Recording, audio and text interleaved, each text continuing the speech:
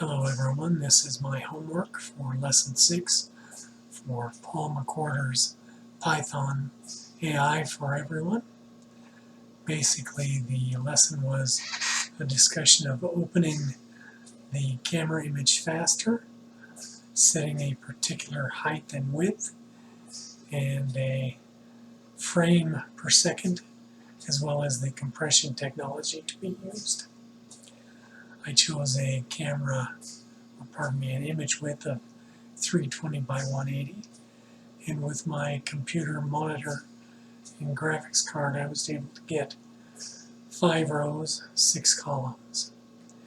So basically create the one frame and then use that frame to display in each of 30 different images.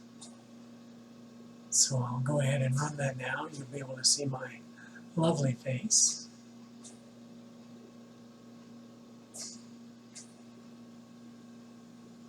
And there you see all 30 images. I thought the quality was good in the first maybe 2.5 rows, but after that the color didn't seem quite as intense. And in terms of processing, handling movement and that sort of thing, I'm not seeing any degradation in these old eyes. Maybe you can see some and could let me know.